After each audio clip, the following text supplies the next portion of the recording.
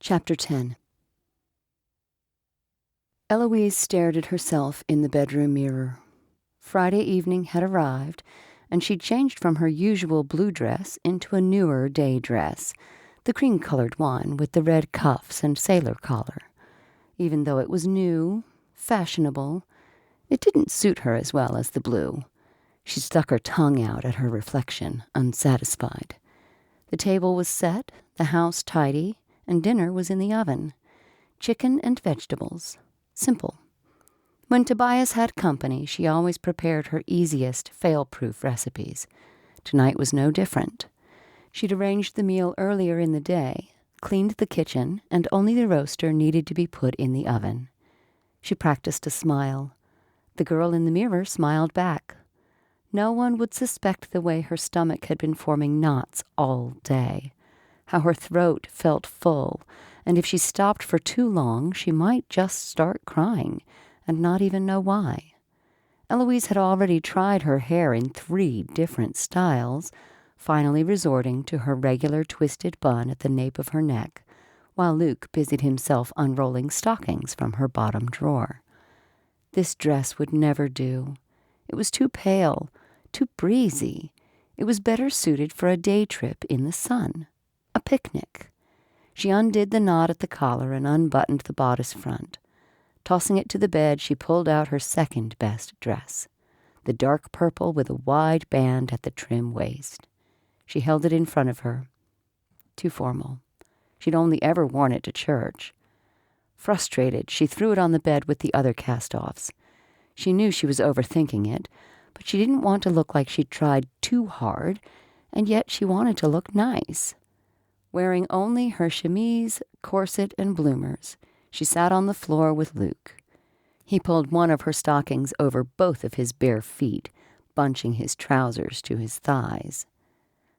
"Luke, what am I worried about? This is not the first man Tobias has brought home for dinner."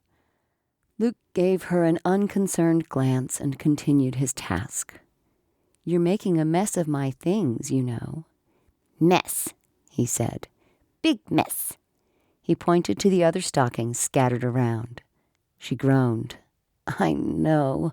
You put these away and I'll do my part. Dada will be home soon." If her blue calico was good enough for dinner with Tobias, it was good enough for Zeke. And regardless of what they shared over the week, she would protect her heart. Falling for a man who was passing through town was no way to heal. Not that she was falling for him. Zeke was friendly and made her laugh with his silly jokes.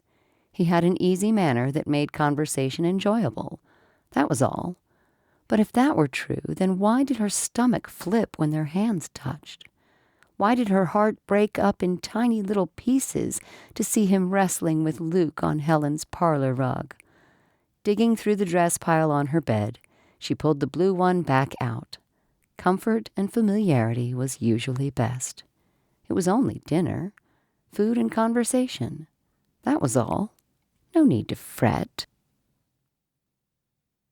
Zeke wasn't sure what to think about the evening. Tonight was the night. Dinner with the boss. It could be an honor, a review, or something else. He had worked for the man for less than a week. Interactions with him were minimal. Boss spent most of his time in the office, making rounds to talk with some of the men, often in conference with Dee or the other senior workers. Zeke knew the man had a family, but nothing else about him. Zeke looked himself over in the mirror. He liked what he saw. He wasn't a bad-looking fellow. Scrubbing quickly after work, after fighting the others for the use of the washroom first, he threw on a clean set of clothes and combed his damp hair. He needed a haircut. It would do for now, though. Zeke winked at the mirror and then felt stupid. He was having dinner with the boss and family. No need to get all dolled up. Still, no harm in dressing up a little. He hoped the guy wasn't a bore. Some of the boys from work were going to a dance at the town hall, and he planned to drop by after dinner. Snatching his hat, he sauntered through the hall and down the steps. The other boarders were gathering in the dining room. George whistled at him. "Where are you off to looking so fine?" "Wouldn't you like to know?" Zeke said. Thomas thumped him on the back. "Zeke, don't leave a fellow hanging all night. How'd you meet a dame so quick? It's nothing like that. Boss invited me for dinner. He made a face and pretended to loosen his collar. I hope I'm not getting the axe. Simon, already settled at the table, cleared his throat. He snapped a napkin noisily before settling it across his lap. What's ruffled your feathers, Professor?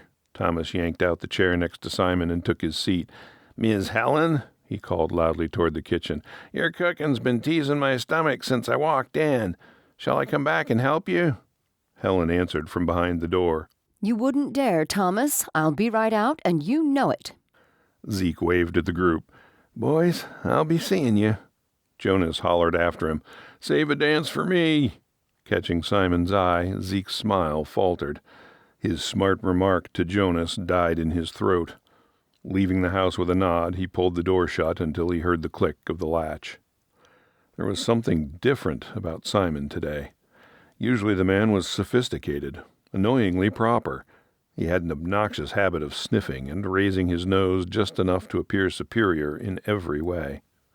Zeke caught on quickly, and since no one else in the house paid him any mind, Zeke did not either. Members of the house ignored Simon and sometimes used him for sport, but tonight was different. There was a darkness in Simon's eyes as he brooded at the table. His parting glance was troublesome. Zeke had done absolutely nothing to Simon, good or bad, to elicit such an emotion. Eloise sat on the floor with Luke in the front room. They worked together to stack blocks until he decided it was high enough and knocked it down with such force that they scattered in all directions. He ran around in high spirits, gathering them into a pile, and began working on the tower again. Tobias came into the room, combing his freshly rinsed hair. What's that you're wearing? What's wrong with it? Eloise steadied Luke's tower. When Tobias joined them on the floor and picked up a block, Luke snatched it from his hand. I've asked Maribeth to save a dance for me. Will you be picking her up? Not this time. Wasn't sure how late dinner would go. He added a block to the top of the tower only moments before Luke used both arms to windmill it like a hurricane against a lighthouse. Elle, I'd love to see you in the other one tonight. The blue one with the white stuff on the edge. That's a party dress, and that white stuff is called lace. It would be silly to wear that for a simple dinner. That was one of the few she hadn't bothered to try on. Eloise caught Luke in her lap before he tripped on the blocks around his feet. Goodness, this boy is wild. Join us tonight, after dinner. I miss having you there. My poor feet are bruised after an evening with those other girls. You know the two of us are the best dancing match in the whole of Nebraska. I don't know. It's been so long. She brought over the tin can for the toys and gathered a few. Roy and Jess are going together, finally. She raised her arm to prevent Luke from climbing into the can. All the people. Weighing a block in each hand as if deciding which one would solve her dilemma, she sighed. Luke took them from her and squished them against his cheeks. Tobias showed him it was time to clean up and tossed a few in the can. I will stay by your side the whole night. Ha! Poor Maribeth, I wouldn't hold you to that. Luke clanged each block into the can with as much force as he was able. Maribeth would understand. Tobias said, You're a sweet brother, but I can't. You forgot about your son. I didn't. Agnes is coming later to sit at the house. Tobias stood and brushed his suit. Eloise surveyed her attire. Perhaps it would be appropriate to dress up a little. Tobias was wearing his nice suit after all. But go out tonight? To a town social? A dance? Going with Tobias wouldn't be terrible. He knew how to have fun, how to relax and enjoy himself, and they did dance well together. They'd had so many evenings practicing as children. Their mother had been a wonderful teacher. It wasn't like Eloise was putting anyone out by going. He had even gone behind her back to arrange for Agnes to watch Luke. And Jessica would be there. Tobias would take her home the moment she asked. She knew. Rap, rap, rap. The staccato knock startled her. Zeke was waiting outside her home, and Tobias wanted her to go dancing tonight. So much to do yet for one evening. He's here, Tobias said. Right on time. He helped her off the floor and scooted the toy can to the wall with his foot. Wear the party dress, if that's what you call it. I can stall our company for a few minutes. We'll see. Eloise clutched her skirts and hustled upstairs. Would Zeke notice if she dressed up? Did she care? He was a hard one to peg. One minute he was calm, inviting. The next, he obviously wished to be somewhere else. When he sat with her at the cemetery, it was as if he had all the time in the world to listen to her. It took more strength than she was willing to admit not to pour out her heart to him. Of course, a few easy conversations were not enough to build the kind of trust she was looking for. What are you looking for, Eloise? She most definitely was not looking for a so-called adventurer. One minute he was stiff and widening the gap between them by shutting down their conversations, and the next minute he was offering her his own handkerchief. She was not normally in the habit of crying in front of strangers. Jessica's words came back to her. Someday, being with another man. No, what she wanted now was freedom. She yearned to really and truly be free. Philip had been the heart of her life since she was 14. After they married, life was blissfully happy, except for when it wasn't. Philip often needed her to talk him out of bed in the morning. She grew weary of making excuses for him when he couldn't leave the house. His death, instead of setting her free, somehow bound her tighter. The self-doubt that used to claw around the edges pounced on her, and she often found herself overwhelmed by it. She was shadowed by a fear that covered any joy that tried to make itself known. Dare she entertain a hope that she wouldn't always feel stuck? Could she take the night off from being Eloise the widow? She wasn't sure she knew how to just be Eloise anymore.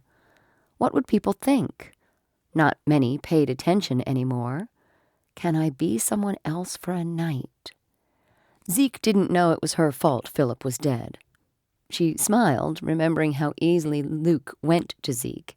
He'd snuggled into his chest, hiding his face from the wind and tucking his arms from the cold. Zeke had held him close, one arm securing the child's legs and the other hand splayed across his back, shielding him. She could imagine Simon's disdain at being asked to hold a toddler. He would have never volunteered for it. She'd wear the dress for Tobias.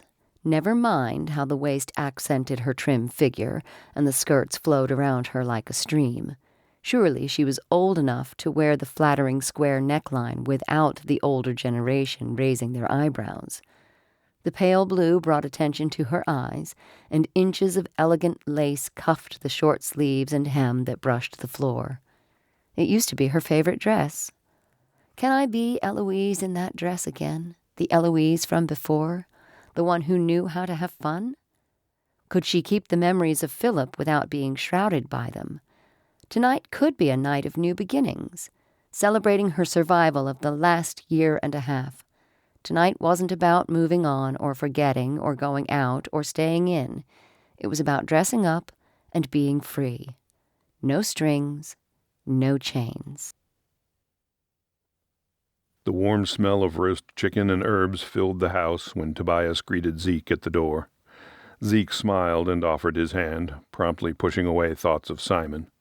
He had other things to worry about, particularly dinner with his boss and family. "Welcome," Tobias said. "You're just in time. We'll eat as soon as the lady of the house joins us." Tobias picked up a baby blanket and threw it on a pile of toys in the corner before he relaxed on the sofa. "Have a seat." The lived-in feeling of the place put Zeke at ease. It was tidy, but not the sort of place where he was afraid to sit. He saw 3 wooden blocks hiding under the chair across the room. "I admire your plans of going west. Have you any people there?" "No, making my own way."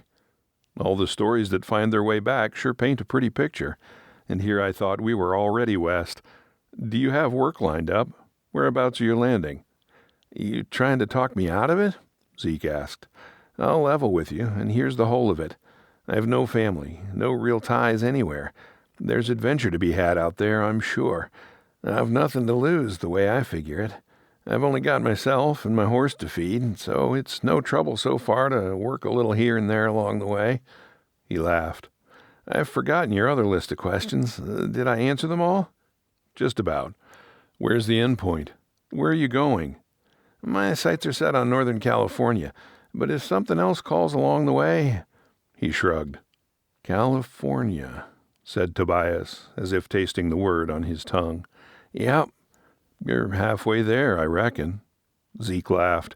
Don't tell anyone. I've only been on this trip for a few weeks. I moved with my adopted family from West Virginia to a farm in Iowa.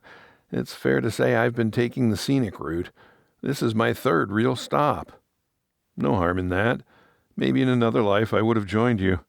I have never been free of family ties that you speak of, and now with Luke, I like the idea of sticking around and growing strong roots for him. Zeke must have heard wrong. Luke? My son, Luke. Eloise tells me you've met. A couple of times, she said. I never did get the full story, which makes me even more curious. Elle isn't usually interested in meeting people, especially men, nothing personal. Zeke didn't believe it. It couldn't be. He rubbed the back of his neck. This was Mr. Davidson, his boss. Of all the men and all the jobs he could have found, it's dinner, Zeke, food and conversation. No need to fret. Opening his mouth now would land him in the fire. He could imagine the whole thing. Yes, sir, boss. I met your wife mostly naked. I found her in the creek, soaking wet. Her wet shift clung to her body and left little to the imagination. Not only did I see her, but I didn't even avert my eyes, because I'm a low-down rotten cad. Would you be so kind as to pass the salt? What's so funny? Tobias asked. Zeke was saved by Luke's entrance. The boy ran through the room and climbed into his father's lap. Dada! Pity! Big pity! Pretty? You think I'm pretty? Luke gave him a blank stare and tried again. Big pity! This time he pointed to the stairs. Both men looked as Eloise entered with a shy smile. If Zeke hadn't already been speechless, he sure was now, along with the confirmation that he needed to guard himself closely. Sorry to keep you waiting, she said. The men stood when she walked into the room. Tobias went to her. He put an arm around her shoulder and whispered in her ear. She blushed and looked at Zeke. Welcome to our home, Mr. Zeke. Zeke. Welcome, Zeke. He returned her smile and had trouble swallowing. He was the one to avert his eyes this time. The way she looked at him just now did things to his gut that he wasn't prepared for. Was it too late to feign a stomach ache and leave early? In the weeks since coming to Oglebo, being in this home and meeting this family was too much. He felt truly welcomed. He felt at home, at peace. And yet, he was in the wrong home, having the wrong feelings for the wrong girl. His conscience flared. What am I doing here? All I needed was a shoe for a horse and a few bucks for food. This is turning into a disaster.